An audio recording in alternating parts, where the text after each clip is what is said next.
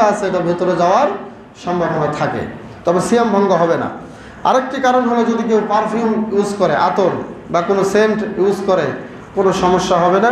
সাথে সাথে খাবারের পর মা বোনেরা যদি লবণ চেক করে, হালকা, খাওয়ার উদ্দেশ্য নয়, শুধু লবণটা তরকারিতে কেমন হলো, একজন রোজাদার রোজা ইফতার করার পরে তিনি খাবারটা খাবেন, এটা মা বোনদের একটা গুরুত্বপূর্ণ দায়িত্ব।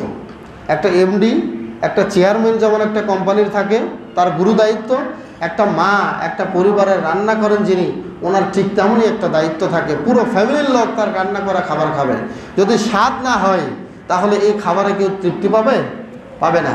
এই জন্য দেখেন ইসলামটা কত ভারসাম্যর একটা, ব্যালেন্সের একটা ধর্ম, যেখানে একজন মাকে, একজন রাঁধুনিকে এই তরকারি হালকা চেক করে এটা পেটের মধ্যে ঢুকানোর কথাও আল্লাহ রাসূল বলেছেন, বলেন সুবহানাল্লাহ। শুধুমাত্র এক ফোঁটা একটু চেক করবেন না, লবণ ঠিক মতো হলো কিনা, স্বাদ ঠিক মতো আসলো কিনা। পেটে ক্ষুধা নিবারণ করার জন্য নয়, আমি রোজা রেখেছি ক্ষুধা লেগেছে খাবো এই জন্য নয়, শুধুমাত্র তরকারিটা পরীক্ষার জন্য, বলেন না সুবহানাল্লাহ। এরপরে নাকে যদি কেউ ড্রপ ব্যবহার করে, নাকে চোখে চিকিৎসার জন্য, সিয়ামের কোনো ক্ষতি হবে না। পাশাপাশি নদীতে ডুব দিয়ে বা পুকুরে ডুব দিয়ে গোসল করলেও কোনো ক্ষতি হবে না। কিন্তু উদ্দেশ্য যদি থাকে অনেক গরম, নদীতে 1 ঘন্টা ডুবে থাকবো, রোজাটা যাতে একটু হালকা লাগে, রোজার যাতে ক্ষতি না হয়, এই উদ্দেশ্যে ঘন্টার পর ঘন্টা পুকুরে ডুবে থাকা যাবে না। গোসল করবো তাই পুকুরে নামছি, শেষ, গোসল শেষ, পুকুর থেকে উঠে যাব। এরপরে যদি কেউ এভাবে গোসল করে পুকুরে অথবা নদীতে, কোনো সিয়ামের ক্ষতি হবে না। সাথে সাথে যদি কেউ সাঁতার কাটে অথবা চোখে সুরমা লাগায়, পাশাপাশি যদি কেউ যে কোনো চিকিৎসা করলে তার কোনো সিয়ামের ক্ষতি হবে না।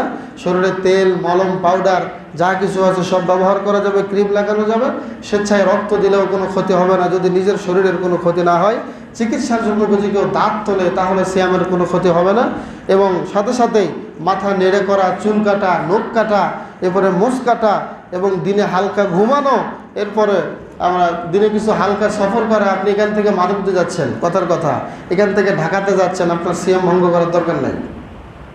একদম সিয়াম ভঙ্গ করবেন কখন? এখান থেকে যদি আপনি যান তেঁতুলিয়া, এখান থেকে যদি যান চট্টগ্রাম, যদি যান একেবারে এই ফেনী, কুমিল্লা, এত দূরের সফর হলে সেই ক্ষেত্রে সিয়াম ভঙ্গ করার কথা কোরআনে আল্লাহ স্পষ্ট বলেছেন যে আও আলা সাফার। তো সম্মানিত উপস্থিতি, এখন আমি যে কারণগুলো বললাম এগুলোতে কি হয় না, সিয়ামের কোনো ক্ষতি হয় না, কিন্তু যাতে সিয়াম বাতিল হয় এগুলো আমাদের জানার দরকার আছে।